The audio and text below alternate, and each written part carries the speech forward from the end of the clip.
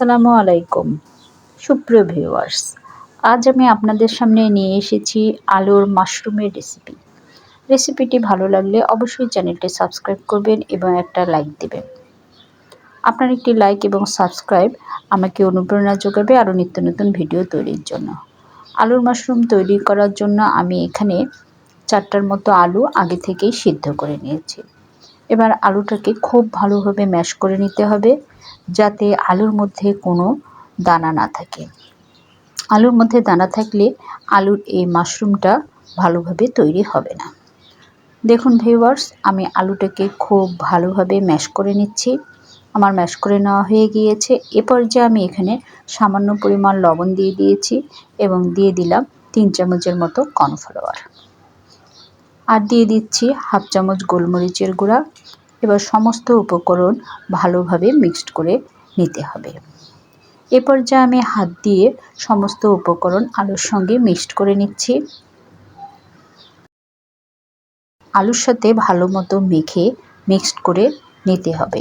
এটাকে অনবরত মেখে নিয়ে আমাকে মিক্সড করতে হবে।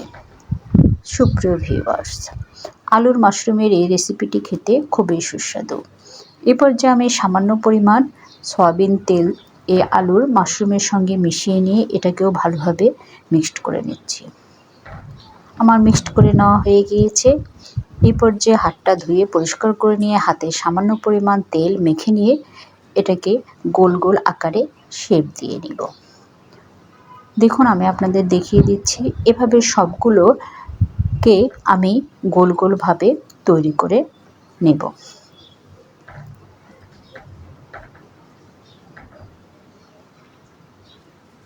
আমার সবগুলো তৈরি করা হয়ে গিয়েছে। এবার একটা বোতলের মুখ দিয়ে সামান্য পরিমাণে হালকাভাবে প্রেস করলেই দেখুন এগুলো সুন্দর মাশরুমের আকার ধারণ করেছে। আমি আলু দিয়েই মাশরুম তৈরি করে নিলাম। এ পর্যায়ে রাইস কুকারে পানি গরম করে নিয়ে পানিটা গরম হয়ে গেলে তার মধ্যে একটা স্ট্রেনার দিয়ে তার মধ্যে আলুর মাশরুমগুলো দিয়ে এটাকে 5 মিনিটের মতো আমি ভাপিয়ে নেব। এবার একটা ফ্রাই প্যানে তেল গরম করে নিয়ে তেলের মধ্যে দিয়ে দিয়েছি সামান্য পরিমাণ রসুন কুচি এবং আদা কুচি, এবং দিয়ে দিলাম কিছুটা পরিমাণ মরিচের গুঁড়া।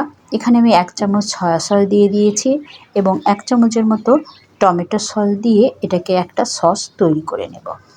আমার সসটা তৈরি হয়ে গিয়েছে এবং মাশরুমগুলো ইতিমধ্যে আমার সিদ্ধ হয়ে গিয়েছে। এবার মাশরুমগুলোকে আমি ঠান্ডা পানিতে ভিজিয়ে রাখবো, যাতে এটা খুব বেশি পরিমাণে ওভারকুক হয়ে না যায়। এবার ঠান্ডা পানি থেকে তুলে নিয়ে মাশরুমগুলোকে একটা প্লেটে দিয়ে দিলাম। এবার যে সসটা আমি তৈরি করে রেখেছিলাম সেই গরম অবস্থায় সসটাকে আলুর মাশরুমের সঙ্গে দিয়ে এটাকে ভালো মতো মিক্সড করে নিচ্ছি। এটাকে ভালো মতো নেড়ে চেড়ে মিক্সড করে নিতে হবে। আলুর মাশরুমের এই রেসিপিটি খেতে খুবই সুস্বাদু। বাচ্চারা তো খেতে খুবই পছন্দ করে। এ পর্যায়ে আমি সামান্য পরিমাণ ধনিয়ার পাতা কুচি দিয়ে দিলাম। আপনারা ইচ্ছে করলে এটা দিতে পারেন, আবার স্কিপও করতে পারেন, তবে দিলে খেতে খুবই ভালো লাগে। আশা রাখছি রেসিপিটি আপনাদের ভালো লেগেছে।